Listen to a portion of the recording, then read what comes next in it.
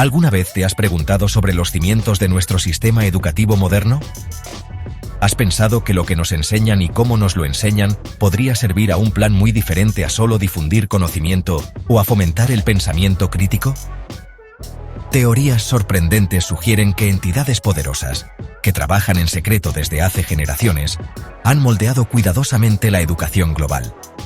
El nombre Rockefeller aparece a menudo en estas conversaciones, relacionado con un gran plan, no para mejorar a la humanidad, sino para controlarla. No son solo murmullos en la oscuridad.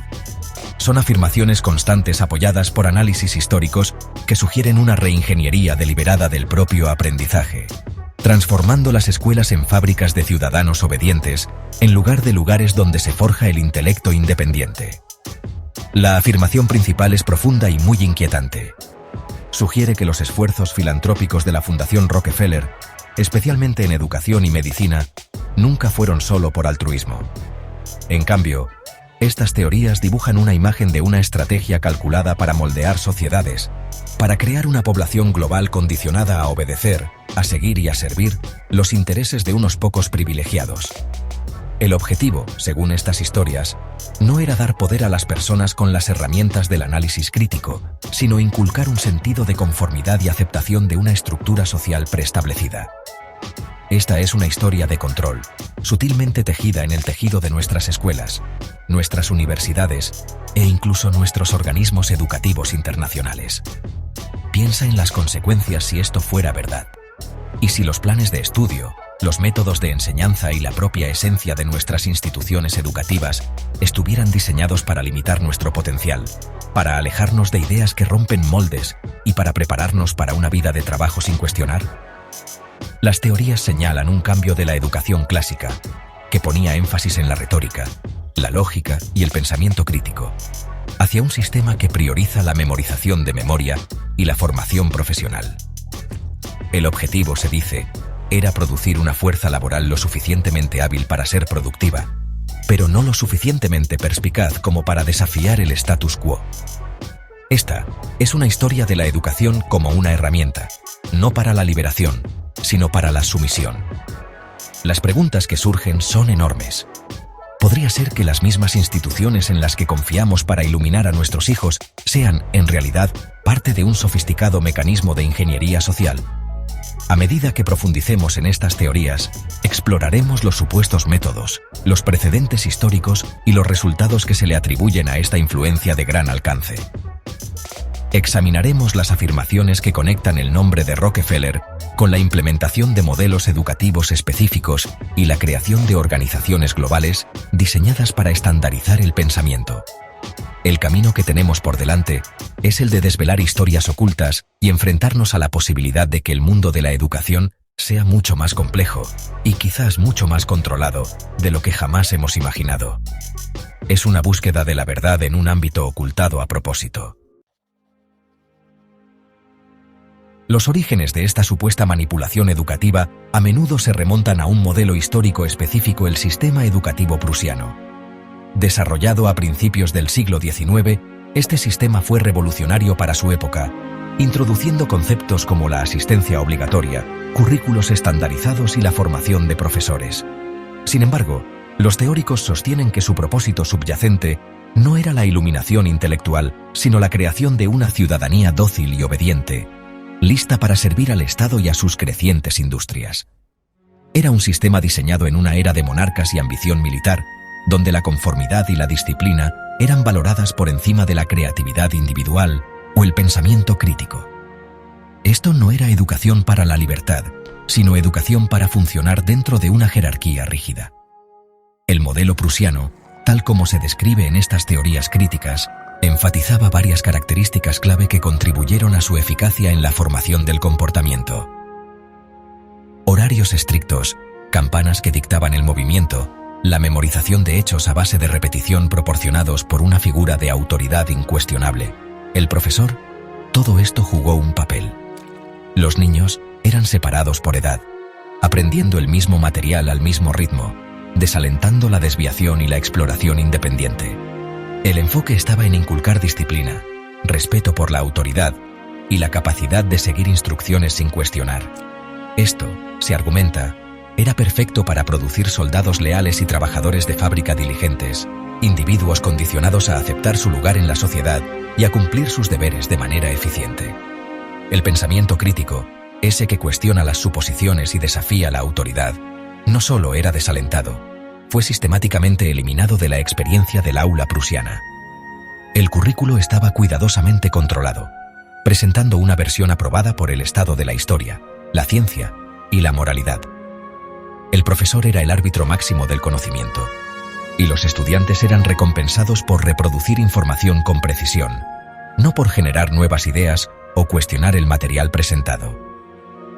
Este método, sostienen los teóricos, sofocó eficazmente la curiosidad natural y las habilidades analíticas de los niños, reemplazándolas con una pasividad aprendida y una aceptación del conocimiento establecido. El aula se convirtió en un campo de entrenamiento para la obediencia, un lugar para aprender a seguir, no a liderar o innovar. Este modelo, por lo tanto, se presenta no como un esfuerzo benigno para educar a las masas, sino como una herramienta sofisticada de control social. Su objetivo era crear una población que fuera lo suficientemente alfabetizada y con conocimientos de cálculo como para ser económicamente productiva, pero psicológicamente condicionada a someterse a la autoridad, ya sea que esa autoridad fuera el profesor, el capataz de la fábrica o el propio Estado. La eficiencia y el éxito percibido del sistema prusiano para lograr estos objetivos no pasaron desapercibidos para los industriales y planificadores sociales en otras naciones en rápido desarrollo. Vieron en él un poderoso mecanismo para gestionar poblaciones y asegurar la estabilidad social, sentando las bases para su adopción eventual y controvertida, mucho más allá de las fronteras de Prusia. El viaje del modelo educativo prusiano a los Estados Unidos, según estas fascinantes teorías, fue financiado y promovido de manera significativa por la Fundación Rockefeller a principios del siglo XX.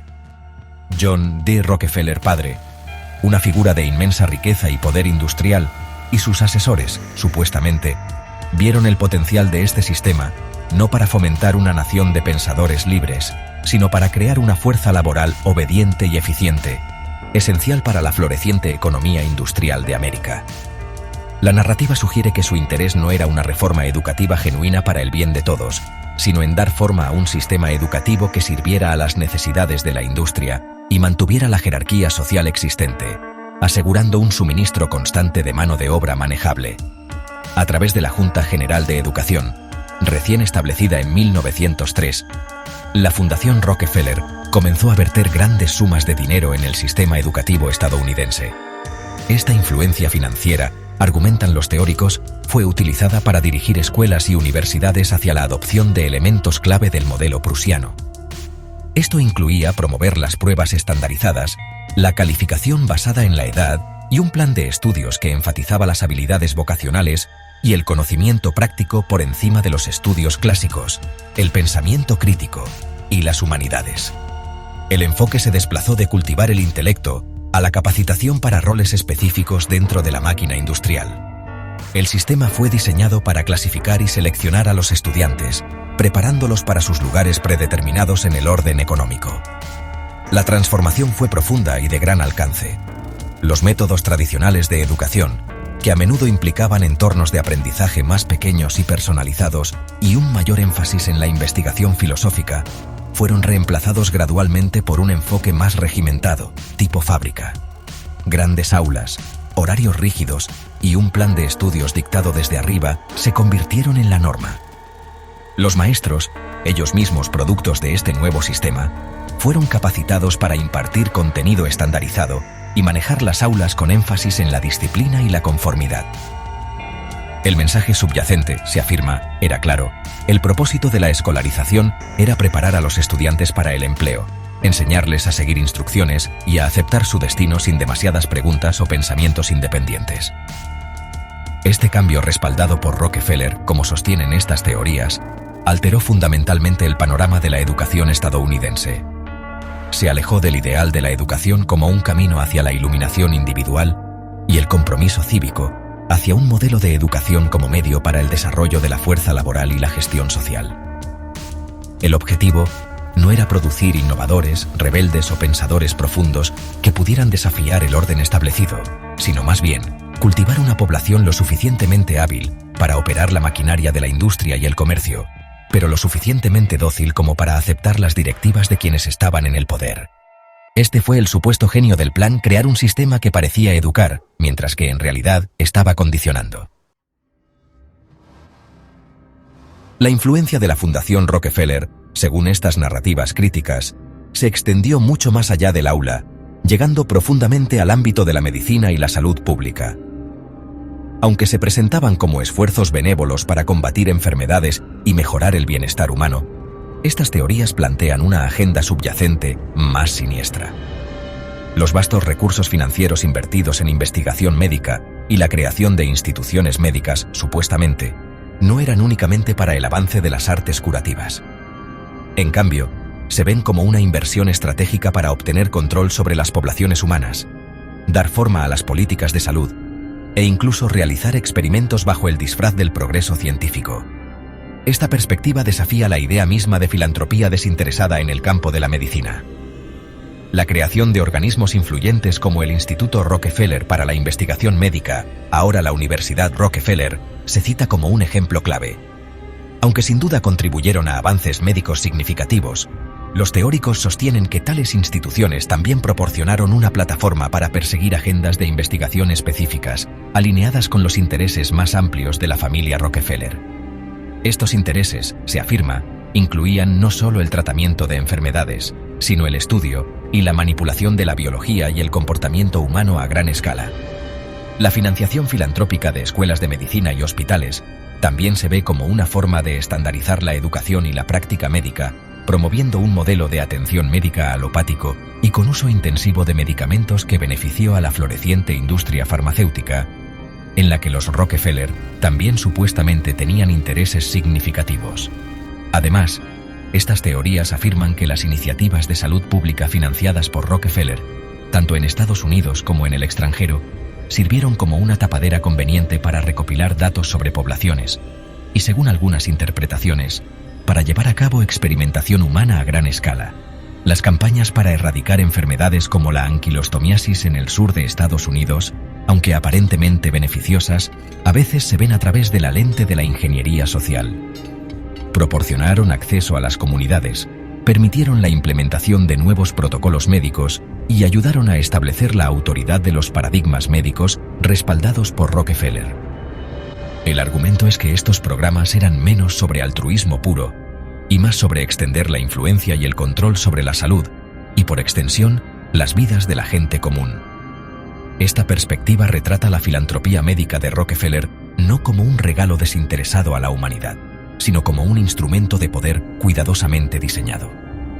Fue un medio para dar forma a la dirección de la ciencia médica, para influir en la política de salud pública a nivel global y para promover un modelo de medicina que fuera rentable y propicio para una mayor gestión social. El control sobre la salud, sugieren estas teorías, está intrínsecamente ligado al control sobre las poblaciones. Al dictar lo que constituye la salud, quién proporciona la atención y qué tratamientos se consideran aceptables, estas poderosas fundaciones podrían ejercer una influencia sin precedentes sobre la trama misma de la existencia humana, todo bajo la admirable bandera de mejorar la salud global. Sección 5. La sombra eugenésica. Moldeando la humanidad a través de la educación y la salud. Los aspectos más turbios de la supuesta influencia de Rockefeller en la educación y la medicina, según lo que estas teorías plantean, nos llevan directamente al campo controvertido e inquietante de la eugenesia. La eugenesia, la creencia y la práctica de mejorar la calidad genética de la población humana, fue un concepto popular entre ciertas élites intelectuales y sociales a principios del siglo XX. Los teóricos argumentan que la Fundación Rockefeller no fue solo un observador pasivo, sino un promotor y financiador activo de la investigación e iniciativas eugenésicas, tanto en Estados Unidos como a nivel internacional, especialmente en Alemania. Esto añade una dimensión escalofriante a sus actividades filantrópicas, sugiriendo un deseo no solo de gestionar, sino de moldear activamente el futuro de la herencia humana. La conexión se establece a través de los fondos considerables proporcionados por la Fundación Rockefeller, a varias organizaciones eugenésicas e instituciones de investigación. Por ejemplo, los registros indican apoyo financiero para el Instituto Kaiser Wilhelm de Antropología, Herencia Humana y Eugenesia en Alemania, una institución que más tarde jugó un papel en las horribles políticas de higiene racial del régimen nazi. A nivel nacional, se dice que el dinero de Rockefeller apoyó organizaciones como la Oficina de Registro de Eugenesia en Cold Spring Harbor, que abogaba por políticas como la esterilización forzada de aquellos considerados no aptos. Estas acciones, sostienen los teóricos, revelan un interés arraigado en controlar la reproducción humana y guiar la evolución humana según criterios específicos y, a menudo, discriminatorios. El sistema educativo, moldeado por la influencia de Rockefeller, se considera que juega un papel en esta agenda eugenésica. Al promover pruebas estandarizadas y una estructura jerárquica, las escuelas podrían usarse para identificar y clasificar individuos, reforzando sutilmente las nociones de superioridad e inferioridad inherentes. Además, la educación para la salud, moldeada por paradigmas médicos respaldados por la Fundación, podría difundir ideas eugenésicas sobre la buena reproducción y una ciudadanía ideal. El control sobre la investigación médica también permitió la realización de estudios que buscaban identificar marcadores genéticos para rasgos deseables e indeseables, sentando las bases con una apariencia científica para políticas sociales discriminatorias. Esto pinta un cuadro de la educación y la medicina trabajando en conjunto hacia una visión eugenésica. Por lo tanto, las iniciativas filantrópicas en educación y medicina son reinterpretadas por estas teorías no solo como herramientas para la obediencia o el beneficio, sino como componentes de un proyecto más grande y perturbador para diseñar a la propia humanidad. El objetivo, se alega, era crear una raza humana mejor, definida por los estándares de una élite poderosa. Esto implicaba no solo promover la reproducción de aquellos considerados aptos, sino también desalentar o impedir la reproducción de aquellos considerados no aptos. La participación de la Fundación Rockefeller en la eugenesia, si estas afirmaciones son ciertas, proyecta una sombra larga y ominosa sobre su legado, sugiriendo que su influencia apuntaba al mismísimo futuro biológico y social de la humanidad, mucho más allá de la simple escolarización o la atención médica.